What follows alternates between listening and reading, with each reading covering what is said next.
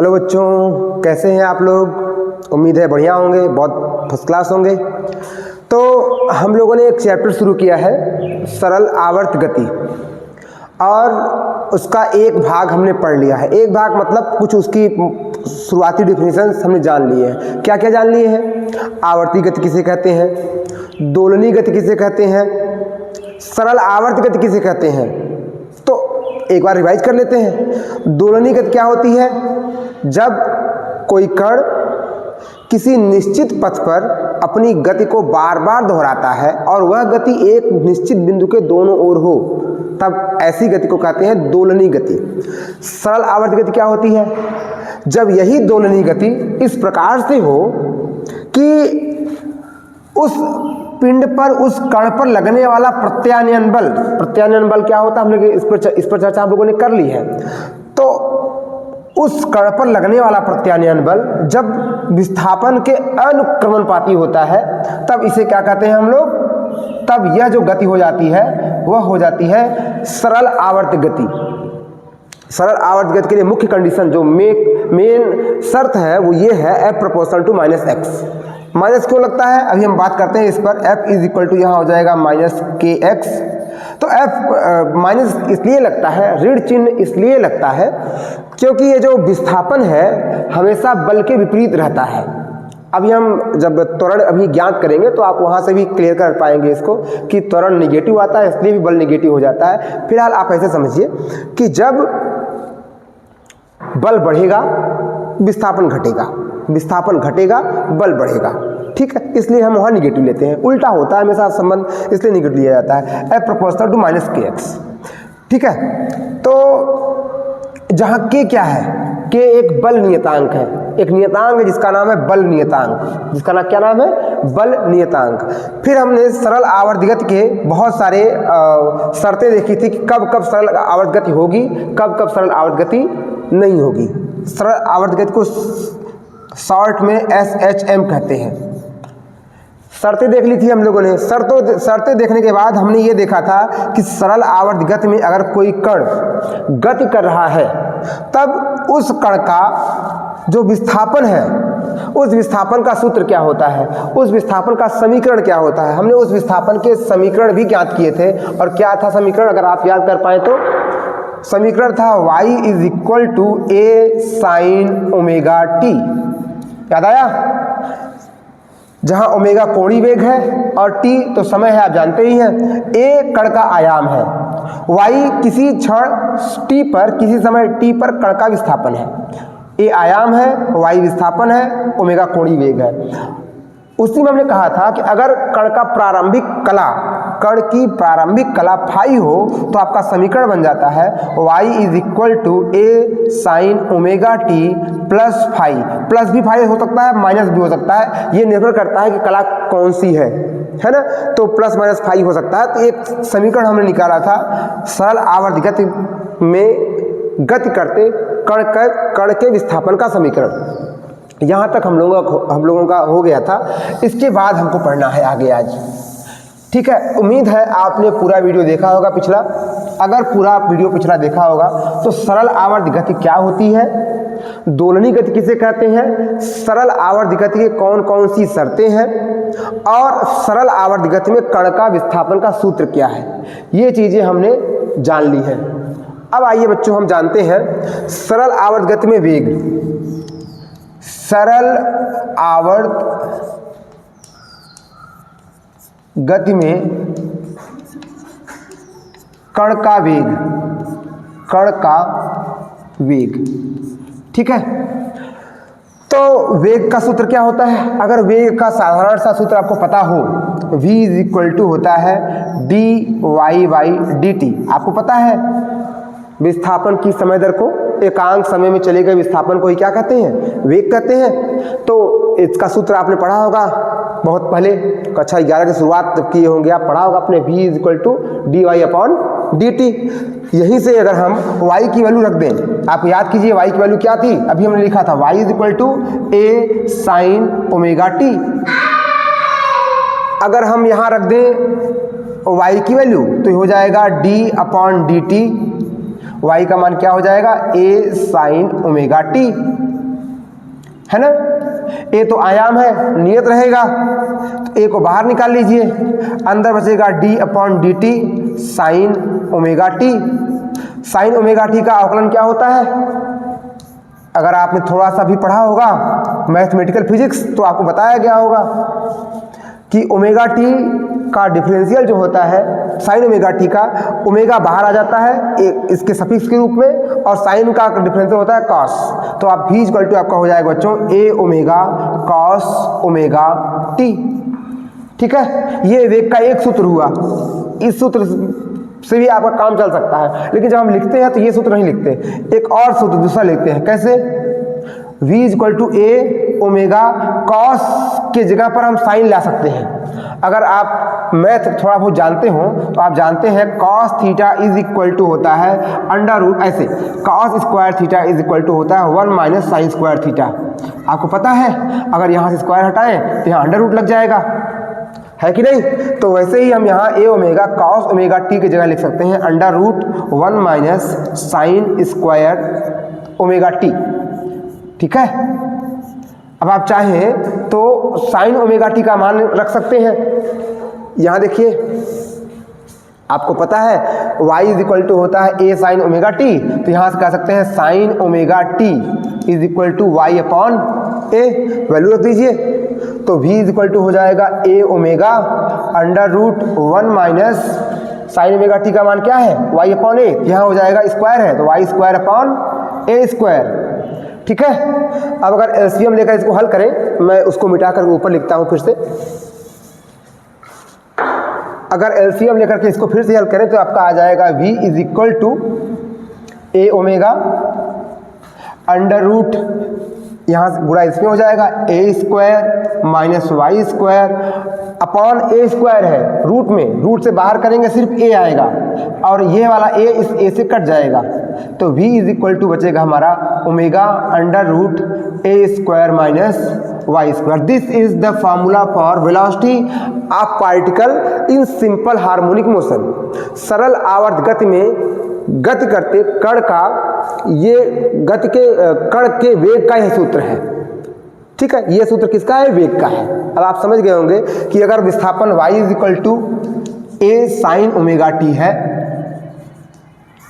तो वेग कितना आएगा? v is equal to omega a square minus Y square, जहां a आयाम होता है, ओमेगा कोणीय वेग होता है और y क्या है? किसी क्षण t पर विस्थापन है ना। तो यहां से आपने देख लिया कि वेग का मान क्या है। कोई पूछे कि अगर कोई कण सरल आवर्त गति में गति कर रहा है तो उसके वेग का मैक्सिमम वैल्यू कितना होगा, अधिकतम मान कितना होगा, तो आप यहां से निकाल सकते हैं। एक और सूत्र से निकाल सकते थे आप कह सकते थे, अभी हमने एक और सूत्र निकाला था, यहां पर आपने ध्यान दिया होगा v is equal to A omega cos omega T. ठीक है, एक सूत्र ये निकाला था और एक सूत्र ये है। इन दोनों से हम कह सकते हैं कि वेलोसिटी की मैक्सिमम वैल्यू क्या होगी।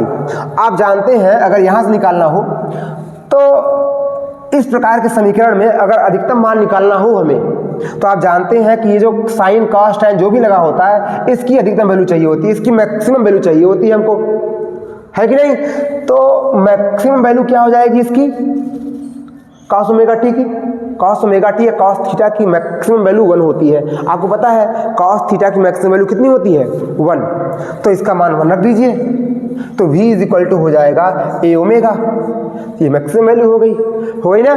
ऐसे ही वहाँ से इस समीकरण से भी देख सकते हैं आप। अगर इस समीकरण से आप देखें और हमें v की मैक्सिमम वैल्यू चाहिए तो यहाँ देखेंगे ए स्क्वायर में से वाई स्क्वायर घटाया गया है। अगर v का मान अधिकतम होना चाहिए तो y का मान न्यूनतम होना चाहिए। न्यूनतम मतलब शून्य रख दीजिए, विस्थापन शून्य रख दीजिए, रख दिया विस्थापन शून्य, तो बचेगा omega under root a square को रूट से बाहर निकालेंगे तो खाली ए बचेगा, तो हो जाएगा ए ओमेगा।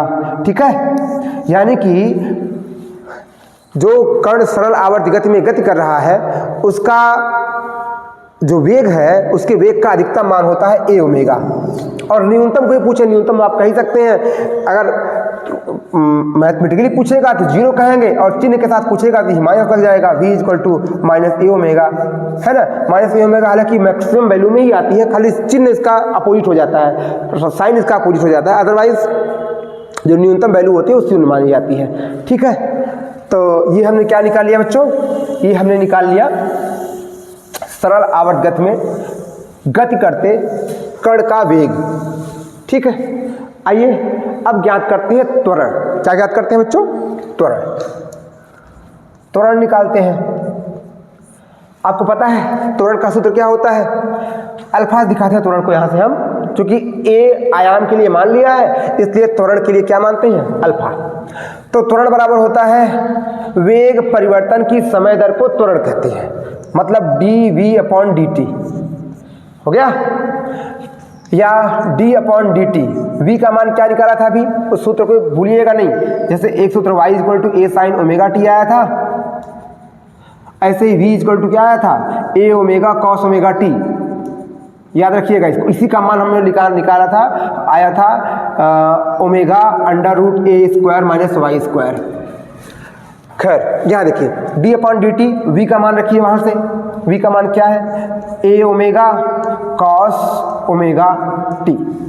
ठीक, ए ओमेगा कांस्टेंट है, बाहर निकालते हैं, अल्फा बराबर बचेगा A omega d/dt cos omega T. अब अगर आपने थोड़ा बहुत कैलकुलस पढ़ा हो तो आप जानते हैं कि कॉस ओमेगा टी का डिफरेंशियल यानी अवकलन क्या होता है? ओमेगा बाहर आएगा सफिक्स के रूप में, कॉस थीटा का डिफरेंशियल होता है माइनस साइन थीटा, तो यहाँ ओमेगा बाहर आ जाएगा, बचेगा माइनस साइन ओमेगा टी। तो ये बच जाएगा आपका alpha is equal to A omega, और इसका क्या हो जाएगा? Minus omega sine omega T. Omega का गुणा कर दीजिए, ए हो जाएगा माइनस ए omega square sine omega T. ठीक है, एक सूत्र ये बन गया आपका अल्फा का।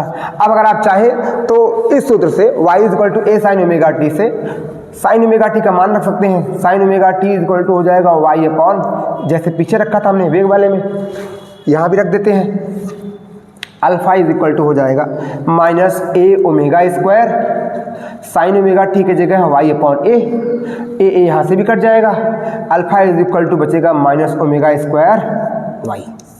ये क्या हो जाएगा? ये हो जाएगा हमारा त्वरण। क्या हो जाएगा? त्वरण। सरल आवर्त गति में गति करते कण का त्वरण का ये सूत्र हो गया। क्लियर? अब कोई पूछे कि त्वरण का अधिकतम मान कब होता है और कितना होता है? जैसे वेग का अधिकतम मान निकाला हम लोगों ने, त्वरण का मान निकाल लीजिए। ये कोई कण है, एक बार और थोड़ा समझ लीजिएगा वेग के बारे में। ये कोई कण है, ऐसे गति कर रहा है। वेग का मान मैक्सिमम कब होगा? जब y का मान 0 होगा। यहाँ से हमने बताया था आपको, वेग की वैल्यू मैक्सिमम तब होती है जब y की वैल्यू मिनिमम होती है, यानी y का मान 0 होता है। y का मान 0 यानी विस्थापन का मान शून्य कहाँ होगा? यहाँ एकदम बीच में, एकदम बीच में यहाँ पर विस्थापन का मान शून्य होता है। यानी कि जब कण आपका एकदम मध्य में होता है, मीन पोजीशन पर होता है, तो वहाँ विस्थापन शून्य होगा, और जब विस्थापन शून्य होगा तो वेग का मान अधिकतम होगा। तो अधिकतम वेग का मान यहाँ आता है बीच में। ऐसे ही जब हम अधिकतम त्वरण की बात करेंगे बच्चों, तो अधिकतम त्वरण के लिए ध्यान से समझिएगा, alpha is equal to, alpha का मान मैक्सिमम तब होगा जब y का मान मैक्सिमम हो।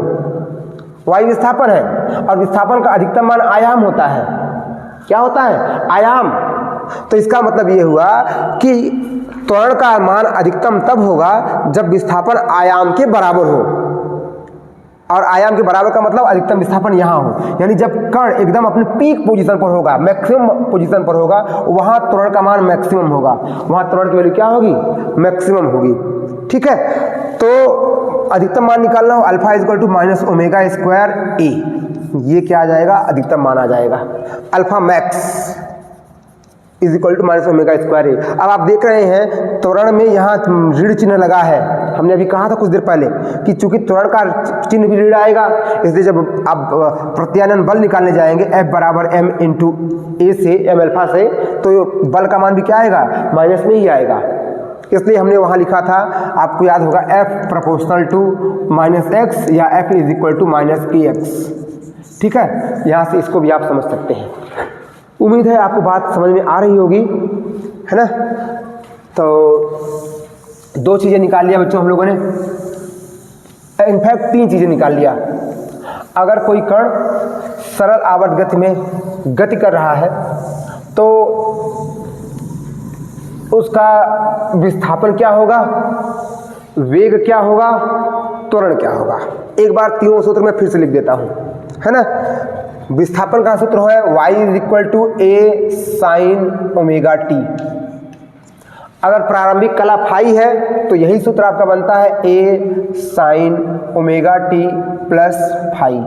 माइनस फाई भी कई बार हो जाता है, हम देखते हैं कला आगे है कि पीछे है ना। आगे होती है तो प्लस फाई लगाते हैं, पीछे होती है तो माइनस फाई लगाते हैं। फिर हमने निकाला इसी में कण का वेग, और वेग क्या निकाला, v = पहले तो निकाला a omega cos omega T, ठीक है, और इसी में cos ओमेगा टी का मान रख दिया तो हमारा बन गया ओमेगा √a²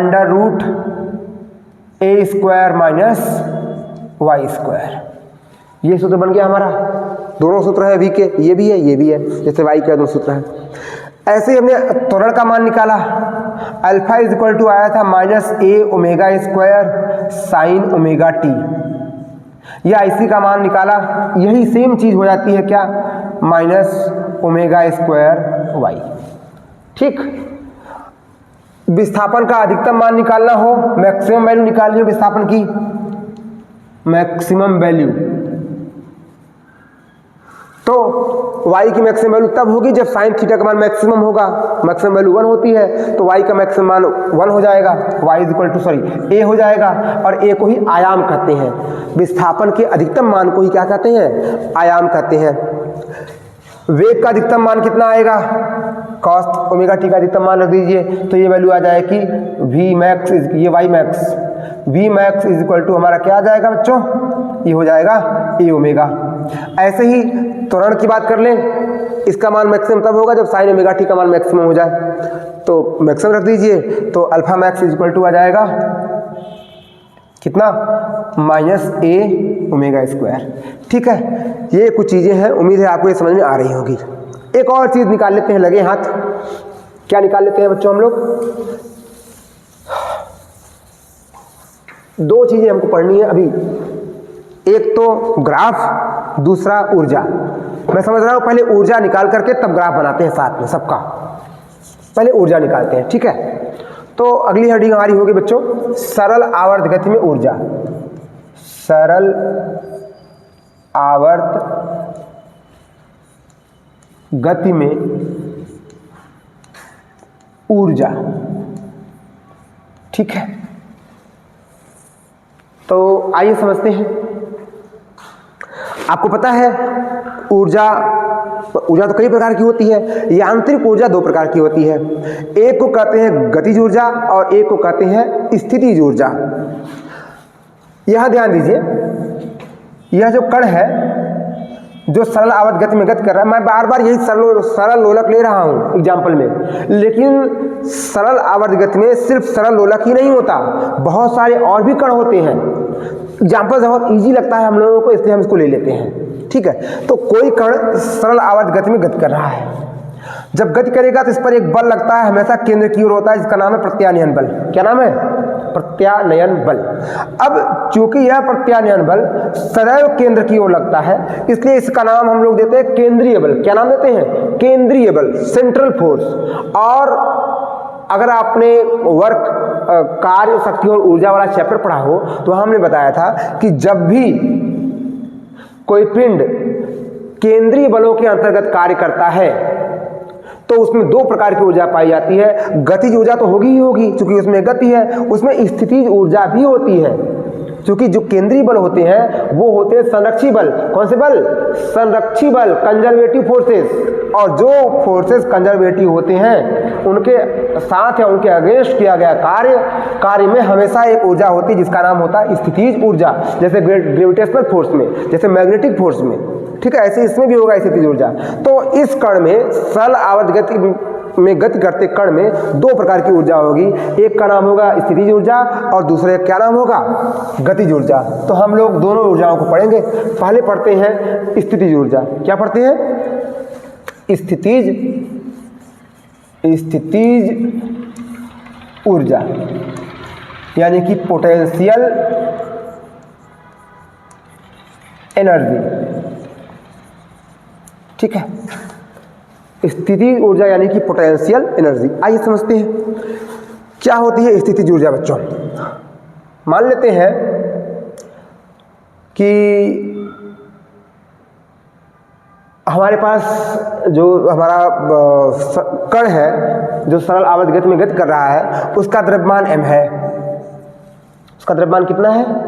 m है। तो किस गति करते समय किसी क्षण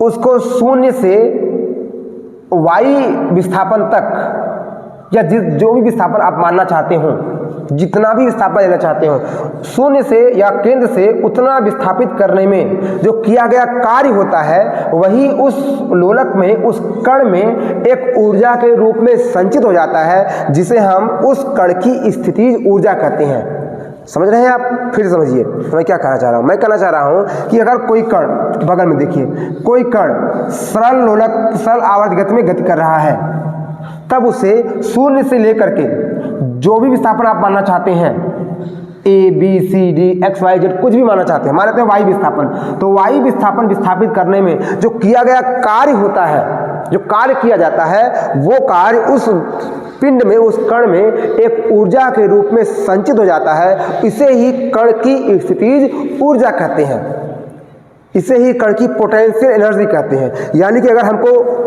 पोटेंशियल एनर्जी, स्थितिज ऊर्जा निकालनी है तो कार्य निकालना होगा। क्या निकालना होगा? कार्य। और आप यहाँ देख रहे हैं, अभी देखा आपने, जो भी त्वरण है वो परिवर्तित त्वरण है। त्वरण का मान आया alpha is equal to minus omega square y. Y का मान बदलेगा तो अल्फा का मान बदलेगा। और चूंकि त्वरण बदले परिवर्ती है, त्वरण परिवर्ती है, इसलिए बल भी परिवर्ती होगा। सिंपल सी बात है, F बराबर होता है एम ए या एम अल्फा। अगर त्वरण अल्फा परिवर्ती है तो बल भी परिवर्ती होगा, होगा कि नहीं? और फिर वही आपने जो चैप्टर पढ़ा था कार्य, सामर्थ्य और ऊर्जा में, तो वहाँ आपने पढ़ा था कि जब कोई पिंड परिवर्ती बल के अंतर्गत कार्य करता है, उस पर परिवर्ती बल लग रहा होता है, तो कार्य निकालने का तरीका ये है, पहले सूक्ष्म विस्थापन के लिए कार्य निकाला जाता है। पहले सूक्ष्म विस्थापन के लिए कार्य निकाला जाता है, फिर बाद में उसको हम इंटीग्रेट करते हैं। तो यहाँ अगर हमें कार्य निकालना है स्थितिज ऊर्जा में, मैं हेडिंग फिर से डाल दे रहा हूँ ताकि लगे कि हम लोग क्या पढ़ रहे हैं। स्थितिज ऊर्जा, तो हम पहले कहेंगे सूक्ष्म विस्थापन, सूक्ष्म विस्थापन dy के लिए किया गया कार्य। ध्यान रहे, वो क्या निकाल रहे हैं? ऊर्जा निकाल रहे हैं। मैंने कहा अगर ऊर्जा निकालनी है तो ऊर्जा के लिए आपको कार्य निकालना होगा, क्योंकि किया गया कार्य ही संचित स्थितिज ऊर्जा के बराबर होता है। तो पहले हम सूक्ष्म विस्थापन के लिए कार्य निकालेंगे, dw निकालेंगे। dw इक्वल टू क्या होता है? बल गुणे विस्थापन, F इंटू सूक्ष्म विस्थापन dy। यह माइनस चिन्ह लगाएंगे। माइनस क्यों? आप पूछेंगे सर माइनस क्यों, ये कहाँ से आ गया, ये तो नई बात आ गई। तो घबराइए नहीं, इसलिए माइनस लगाते हैं। अब एक ध्यान रखिएगा एक चीज, अगर कार्य निकाय पर किया जाता है, हम निकाय के ऊपर कार्य कर रहे हैं, हम किसी पिंड पर कार्य कर रहे हैं, तो उसे पॉजिटिव लेते हैं।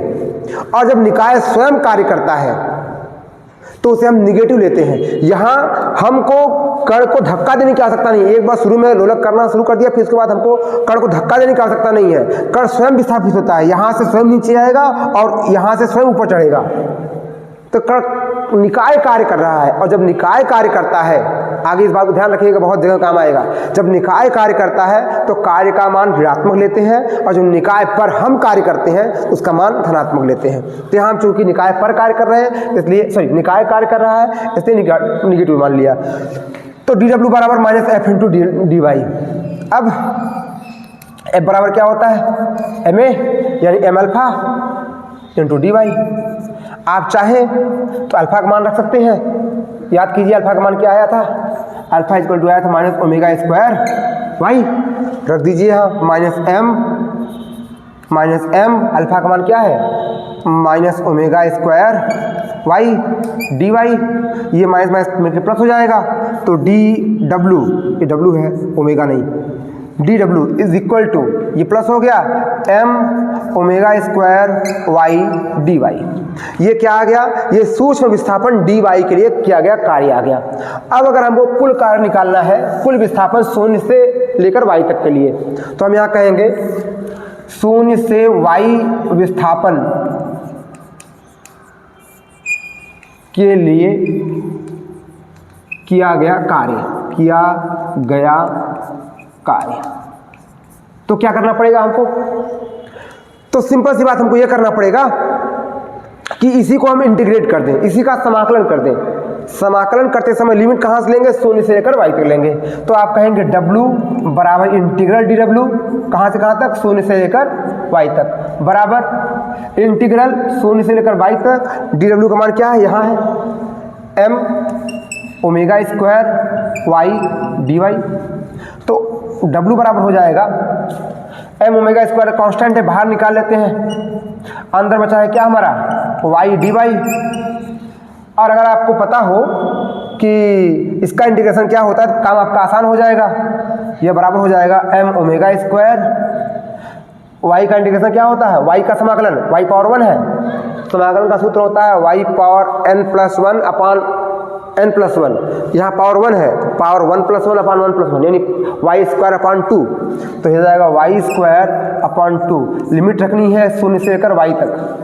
इसका मतलब होता है पहले अपर लिमिट रखते हैं, पहले ये रखेंगे, ये जो रखा है सेम चीज़ें हैं, अगर अलग होता तो अलग रखते हैं हम, तो पहले ये रखते हैं, फिर माइनस लगाकर ये रखते हैं, माइनस लगाकर जीरो रखेंगे, जीरो ही आएगा, उसका कोई मतलब नहीं रह जाएगा। तो W बराबर बचेगा बच्चों हमारा, W बराबर बचेगा m omega square y square upon 2, या 1/2 को यहाँ लिख दें, तो ये हमारा कार्य बचा, और यही कार्य ऊर्जा के बराबर होता है ना। शुरू में हमने कह दिया था कार्य ही ऊर्जा के बराबर होता है, तो हम कह देंगे U बराबर यही जो कार्य है ऊर्जा हो जाएगा 1/2 m omega square y square. तो कोई आपसे पूछे कि सरल आवर्त गति में गति करते पिंड की स्थितिज ऊर्जा कितनी होती है, तो आप कहेंगे U बराबर 1/2 m omega square y square.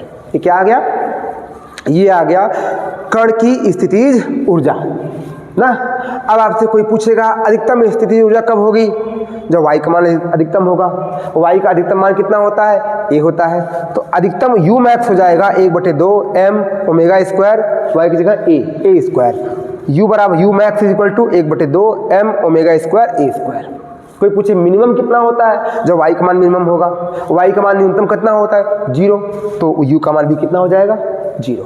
तो स्थितिज ऊर्जा की अधिकतम वैल्यू होती है 1/2 m omega square a square, न्यूनतम वैल्यू होती है 0। ठीक, उम्मीद है कि आपको ये समझ में आ गया होगा कि स्थितिज ऊर्जा का मान कितना होता है, कैसे ज्ञात करते हैं। आइए अब निकालते हैं दूसरा वाला मतलब क्या, गतिज ऊर्जा है ना, काइनेटिक एनर्जी। गतिज ऊर्जा निकालना थोड़ा आसान है। क्यों आसान है, के निकालते हैं। आइए पहले लिख दूं, तो हेडिंग पे लिख दूं मैं, हेडिंग है गतिज ऊर्जा, ठीक है। तो काइनेटिक एनर्जी हम जानते हैं गतिज ऊर्जा का सूत्र K इक्वल टू होता है हाफ एम वी स्क्वायर, ठीक है, 1/2 एम वी स्क्वायर।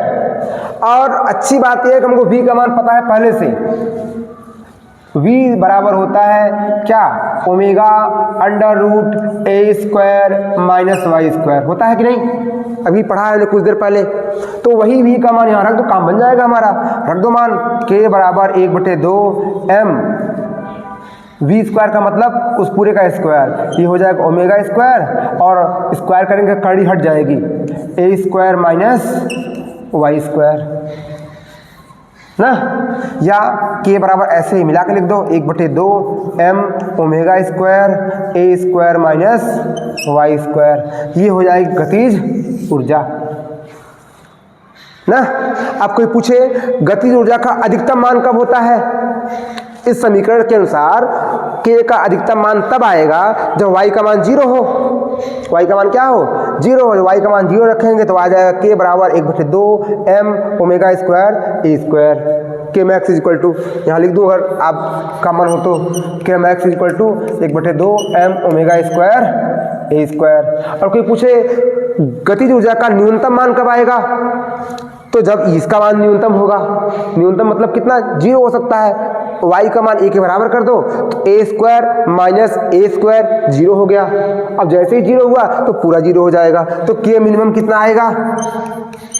ये भी 0 आएगा। जैसे यहाँ अगर कोई आपसे पूछता u मैक्स तो 1/2 m omega square a square, u minimum कितना? 0। था 2 अच्छा लिख दूँ, ठीक है।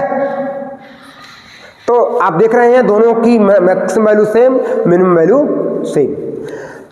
खैर ये दो ऊर्जाएं हो गई। अब निकालते हैं हम लोग कुल ऊर्जा। क्या निकालेंगे? कुल ऊर्जा, total energy of the particle executing simple harmonic motion, सरल आवर्तगत करने वाले कण की कुल ऊर्जा। कुल ऊर्जा क्या होती है? कुल ऊर्जा जो होती है बच्चों, वो गतिज ऊर्जा और स्थितिज ऊर्जा के योग के बराबर होती है। तो हम यहां लिख सकते हैं अब क्या? कुल ऊर्जा, टोटल एनर्जी, कुल ऊर्जा। ठीक, आइए लिखते हैं टोटल एनर्जी। अंग्रेजी में कहो तो लिख दूं टोटल एनर्जी। हम जानते हैं कि किसी कण की कुल ऊर्जा उसके गतिज ऊर्जा और स्थितिज ऊर्जा के योग के बराबर होती है। तो यहाँ हम कहेंगे कुल ऊर्जा E बराबर, चाहे तो आप ET लिख सकते हैं, E टोटल, E लिखेंगे खाली तब भी काम चल जाएगा आपका। ET बराबर स्थितिज ऊर्जा प्लस गतिज ऊर्जा, या E आप T लिखे चाहे ना लिखे कोई मतलब नहीं है, बराबर U वो रहा half m omega square y square plus k ये रहा half m omega square a square minus Y square. इसका काम खत्म, मिटा दो इसको, चलो मिटा दिया। तो अब क्या बचा? E बराबर 1/2 m omega square y square plus, इसको ओपन कर दो, मतलब ओपन करने का मतलब इसका गुणा दोनों में कर दो, 1/2 m omega square a square minus 1/2 m omega square y square. अब देखेंगे ये वाला दोनों लगता है बराबर है। अगर बराबर है तो एक प्लस है एक माइनस है, तो क्या हो जाएगा? कट जाएगा। E बराबर बचेगा बच्चों 1/2 m omega square a square. This is the formula for total energy of a particle in simple harmonic motion. सरल आवर्त गति में गति करने वाले कण की कुल ऊर्जा का सूत्र यही है। और आपने देखा होगा अगर ध्यान से तो k की जो मैक्सिमम वैल्यू थी, k मैक्स का मान भी यही था, u मैक्स का मान भी यही था। आप अगर ध्यान दिए होंगे तो दोनों का मान यही है, सेम है कि नहीं? तो यहां हमने ऊर्जा भी ज्ञात कर ली। कोई आपसे पूछेगा कि कुल ऊर्जा का मैक्सिमम वैल्यू कितना होता है, मिनिमम वैल्यू कितना होता है?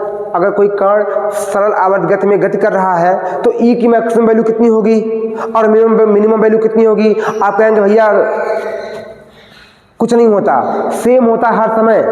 अगर कोई कण गति कर रहा है तो उसकी कुल ऊर्जा कंजर्व रहती है, नियत रहती है, उसकी कुल ऊर्जा में कोई परिवर्तन नहीं होता। आप कहीं पर भी मान निकाल लीजिए, हर जगह वैल्यू सेम ही आएगी।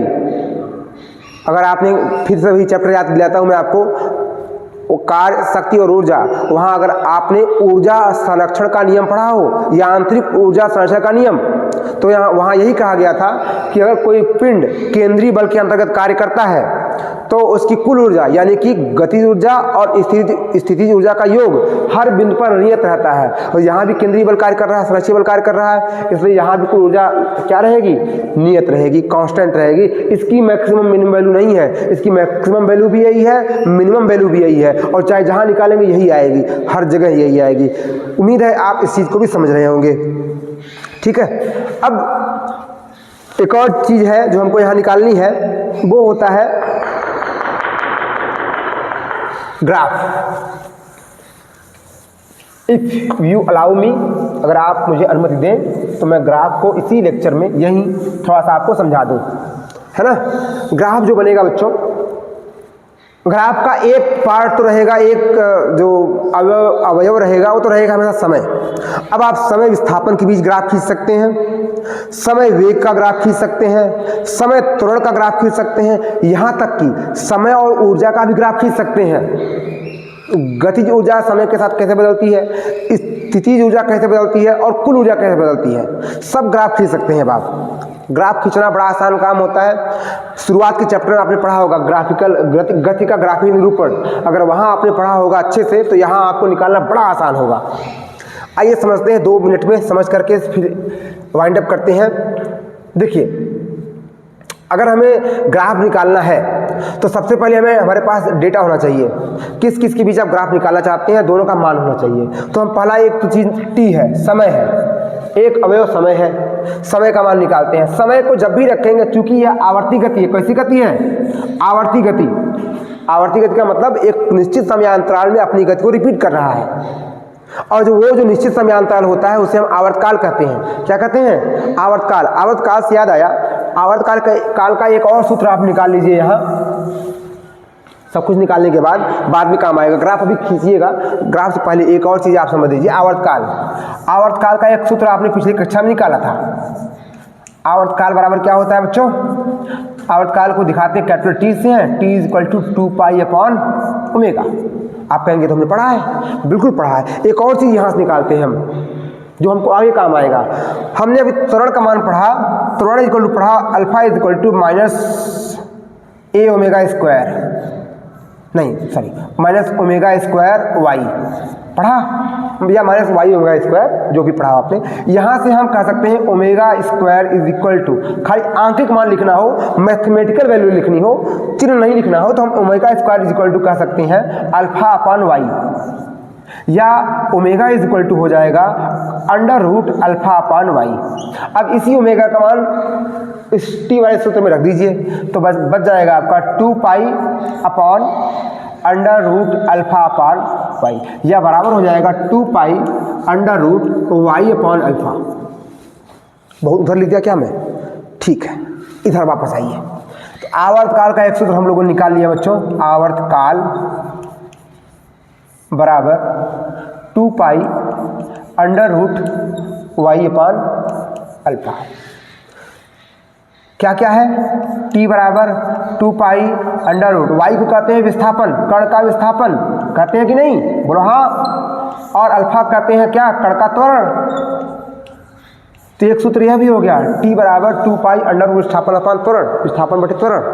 आप कहेंगे ये क्यों बता रहे हैं सर, ये कौन सा सूत्र निकाल लिया आपने, इसका काम अभी आएगा आपको जब हम उदाहरण देखेंगे स्प्रिंग की गति, और जो भी उदाहरण देखेंगे भी आपको मिलेगा सब, कार की गति, सुरंग में, पृथ्वी के आर पार सुरंग में कण की गति, है ना, बहुत प्रकार के आपको उदाहरण मिलेंगे। तो उन उदाहरणों में जब हम आवर्तकाल निकालेंगे तो यही सूत्र अप्लाई करना पड़ेगा, इसलिए हमने यहाँ इसका जिक्र कर लिया, ठीक है। चलिए जाते जाते ये भी हो गया हमारा, आवर्तकाल का एक सूत्र ये भी है, इसको याद रखिएगा। फिर हम वापस आते हैं अपने ग्राफ पर, देखते हैं ग्राफ कैसे खींचा जा सकता है। तो हमने कहा ग्राफ का एक अवयव तो होता है टी, तो पहले टी लिखते हैं, और टी को हमेशा लिखेंगे आवर्तकाल के पदों में। अगर टी जब 0 है, शुरुआत में 0 है, तब कितना मान आएगा, टी का मान t/4 है, तब क्या होगा ग्राफ, t का मान t/2 है, या 2t/3 है, या t है। ये 3-4 चरण है, 3-4 स्टेप है, इन्हीं स्टेप पे हमको निकालना है। अब देखिए जब हम विस्थापन के बीच ग्राफ खींचेंगे, अभी जो इधर लिख रहा हूँ उसको मिटाऊंगा मैं, ध्यान रखिएगा। तो विस्थापन y इज इक्वल टू होता है a साइन ओमेगा टी, तो हम यहाँ ओमेगा टी का मान रखना पड़ेगा। तो एक काम करता हूँ मैं, पहले ओमेगा टी का मान निकाल लेता हूँ। Omega T is equal to हो जाएगा 2 pi by t into t, ठीक। तो जब स्मॉल टी का मान 0 होगा, ध्यान रखिएगा मैं क्या निकालने वाला हूं, मैं ओमेगा टी के डिफरेंट वैल्यूज निकालूंगा। अभी ओमेगा टी का मान निकालूंगा, उसके बाद की स्टेप में वाई का मान निकालूंगा, ठीक है। तो पहले ओमेगा टी का मान लिखाते हैं। ओमेगा टी बराबर होता है, ओमेगा बराबर होता है 2π/t इंटू ये टी वाला टी। अब टी का मान 0 रखिए, जैसे टी का मान 0 रखेंगे पूरा 0 हो जाएगा, यानी इसका मान 0 हो गया। अब टी का मान t/4 रखिए, या बाहर रख के दिखाता हूँ मैं आपको, 2π/t इंटू t/4 है ना। तो t से कट जाएगा, ये बचेगा 2 से कट जाएगा, बचेगा π/2। क्या बचेगा? π/2। तो जब t का मान t/4 रखेंगे तो ओमेगा टी का मान आएगा π/2। ऐसे ही जब t का मान t/2 रख देते हैं, यहाँ t/2 रखेंगे तो ये 2 कट जाएगा, खाली पाई बचेगा ना। ऐसे ही जब हम ओमेगा 2π/t और t का मान रखेंगे 2t/3 तो tt कट जाएगा, ये बचेगा 4π/3। कितना बचेगा? 4π/3 मतलब 270 डिग्री। इसकी वैल्यू 270 डिग्री आती है, आप करके देख सकते हैं अभी, है ना। ये देखिए 720 हो जाएगा, 720 में 3 का भाग देंगे, पाई का मान 180, 180 गुणे 4, 4 गुणे 180/3, 1872 720/3 बराबर 270। तो इसका मान कितना है आ रहा है? यहाँ से 270 आएगा, तो कितना आएगा ये 4π/3। और जब लास्ट में टी रखेंगे तो टी कट जाएगा, खाली 2π बचेगा। ठीक है, ऐसे। तो आप कहेंगे ये क्यों निकाला सर आपने, हमको तो साइन ओमेगा टी वाई का मान चाहिए था। तो रखता हूँ वाई का मान, निकालता हूँ भाई, आसान हो जाएगा हमारे लिए अब यहाँ। तो अब निकालते हैं वाई का मान। जब t बराबर 0 है तो ओमेगा टी बराबर 0 हो जाएगा, तो y बराबर हो जाएगा a साइन 0। और a साइन 0 का मान कितना?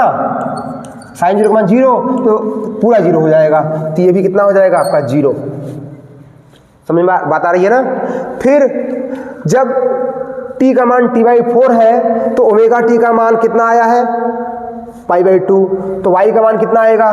a साइन π/2, साइन 90 का मान कितना होता है? 1। तो y का मान कितना आ जाएगा? 1। तो लिख दिया हमने 1। फिर ऐसे ही जब t/2 रखा तो ओमेगा टी का मान पाई हो गया, और जब ये मान पाई हो जाएगा तो साइन पाई की वैल्यू फिर 0 हो जाती है, तो y का मान फिर 0 हो जाएगा, ये फिर 0 हो गया। और फिर यहाँ रखेंगे जब हम ये वाली वैल्यू, तो साइन 4π/3 साइन 270, साइन 270 की वैल्यू होती है -1। कितनी होती है? -1। और -1 यहाँ जब रखेंगे तो y का मान कितना आ जाएगा? -a। ठीक, ऐसे ही जब t का मान स्मॉल t का मान कैपिटल T रखा जाएगा तो ओमेगा टी का मान हो जाएगा 2π, और जहाँ 2π हुआ तो साइन 2π का मान फिर से कितना हो जाएगा? 0। ठीक, y का मान आ गया ये। इसी में लगे हाथ हम चाहे तो वेग का मान भी निकाल सकते हैं। किसका मान? वेग का, वेलोसिटी का वैल्यू भी निकाल सकते हैं। कैसे? वेग का सूत्र क्या था? याद कीजिए, वेग का सूत्र v = था a omega cos omega t. आया याद? तो शुरू करते हैं। जब t का मान पहला, जब t का मान 0 होगा तो ओमेगा टी का मान 0 हो जाएगा, और जब ओमेगा टी का मान 0 होगा यानी इसका मान 0 रख लीजिए, तो कॉस 0 हो जाएगा। कॉस 0 की वैल्यू कितनी होती है? 1। तो v का मान कितना हो जाएगा? a ओमेगा इंटू 1, या खाली a ओमेगा। तो यहाँ हमारा वैल्यू कितना हो जाएगा v का? a omega. क्लियर? फिर क्या? जब t/4 रखेंगे तो ओमेगा टी का मान π/2 यानी 90। कॉस 90 का मान कितना? 0। तो v का मान कितना आ जाएगा? 0। फिर जब पाई रखा जाएगा, t/2 रखा जाएगा तो ओमेगा टी का मान पाई आएगा, और cos पाई की वैल्यू कितनी होती है? -1। तो यहाँ हो जाएगा -a ओमेगा, है ना। और -a ओमेगा है ना, cos पाई की वैल्यू, हाँ -a ओमेगा। और फिर क्या? जब ये रखा जाएगा 2t/3 तो कितनी वैल्यू हमारी हो जाएगी? तो वैल्यू हमारी आ जाएगी cos 270 की वैल्यू फिर हो जाती है 0, तो ये फिर 0 आपका हो जाएगा। और फिर लास्ट में रखेंगे t रखेंगे तो ओमेगा टी का मान 2π आएगा, और cos 2π यानी cos 360 का मान होता है 1, यानी यहाँ फिर क्या आ जाएगा आपका? a omega. मैं थोड़ा जल्दी भले बोल दे रहा हूँ, लेकिन आप समझ पा रहे होंगे कि कैसे हो रहा है। एक एक करके स्टेप बाय समझेंगे, आप समझ जाएंगे। ऐसे हम निकालते हैं अल्फा। अल्फा बराबर क्या होता है बच्चों? क्या सूत्र निकाला था हम लोगों ने, माइनस ए omega square sine omega T. ठीक, तो सब कुछ वैसे ही आएगा क्योंकि साइन ओमेगा टी का मान ऐसे ही वेरी कर जैसे वाई में इसमें वेरी कर रहा था, नहीं ये वाई में, बशर्ते कि रख के देखते हैं क्या है, दिमाग लगाए। अल्फा बराबर माइनस ए omega square sine omega T, sine zero पहली बार में जब रखेंगे साइन जीरो का मान कितना, जीरो, तो यहाँ जीरो आ जाएगा। फिर पाई बाई टू जब होगा, जब टी बाई 4 रखेंगे तो पाई बाई 2 आएगा, और पाई बाई 2 पर कितना, इसका मान 1 हो जाएगा, ये हो जाएगा माइनस ए ओमेगा स्क्वायर हो जाएगा। ऐसे ही नेक्स्ट रखने पर टी बाई 2 रखने पर ये जीरो आएगा तो फिर से जीरो हो जाएगा, है कि नहीं। और नेक्स्ट 270 रखने पर -1 आएगा तो माइनस ये क्या हो जाएगा, प्लस हो जाएगा, तो हो जाएगा ए ओमेगा स्क्वायर। और फिर जब 360 रखेंगे फिर जीरो हो जाएगा, ये ऐसे है ना। जब टी रखेंगे स्मॉल टी का मान कैपिटल टी रखेंगे, कैपिटल टी पर ओमेगा टी का मान 2 पाई आएगा, ओमेगा का मान 2 पाई रखेंगे, साइन 2 पाई मतलब साइन 360 की वैल्यू कितनी होती है, जीरो, तो ये हो जाएगा आपका जीरो। तो ये मिल गया हमको डेटा। अब इस डेटा के आधार पर, इस डेटा के बिहाफ पर हमें ग्राफ खींचने हैं, ग्राफ बनाने हैं।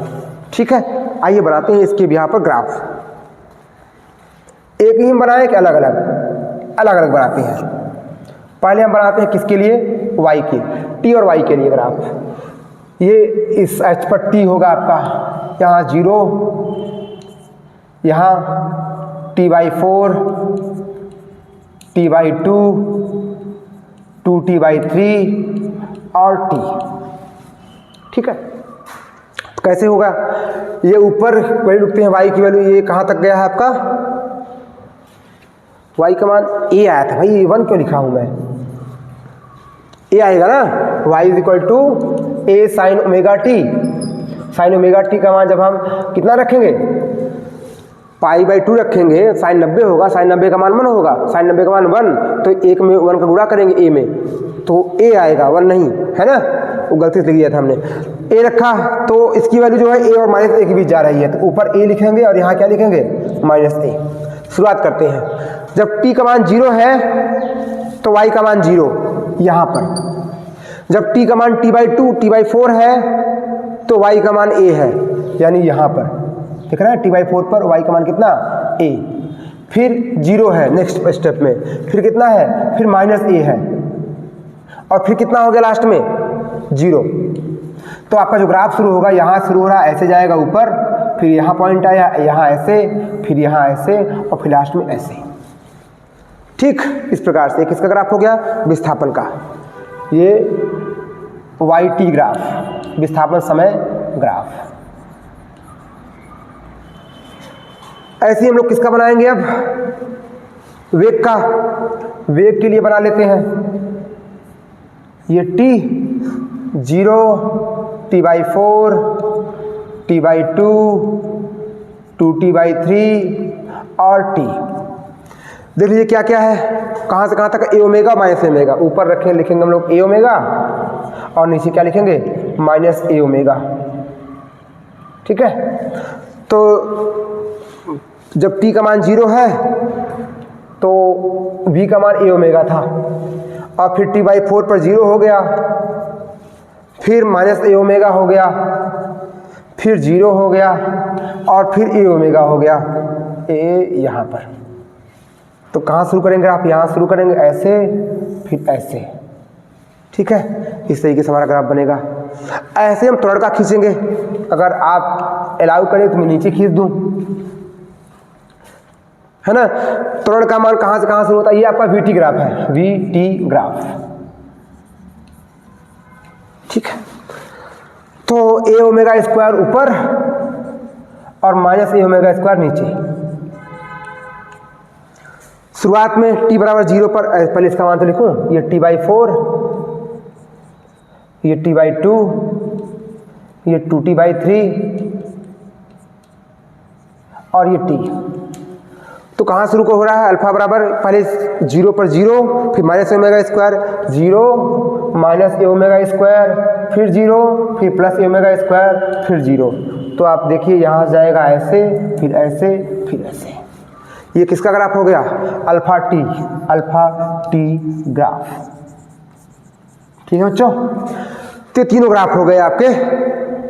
देखो ग्राफ तो बड़ा आसान है, बनाना बड़ा आसान है, तो थोड़ा समय लगा इसमें, क्योंकि हमको हर एक डेटा पहले एक एक चेक करके लिखना था, हर एक की वैल्यू लिखनी थी, इस लिखने में समय लगा, ग्राफ बनाने तो समय लगा ही नहीं। तो ये क्लास यही रोकते हैं, अगली क्लास में फिर हम आगे इसके कुछ एग्जाम्पल समझेंगे सरल आवर्त गति में, कि जो एग्जाम्पल्स हैं, उदाहरण है, जैसे स्प्रिंग की गति हो गई, सरल लोलक की गति हो गई, है ना, कोई पानी तैर रहा, पानी के ऊपर कोई कार तैर रहा है, कार की गति हो गई, किसी यूं नली में पानी भर करके आपने थोड़ा हिला दिया है तो पानी ऊपर नीचे करता है, उसकी गति हो गई।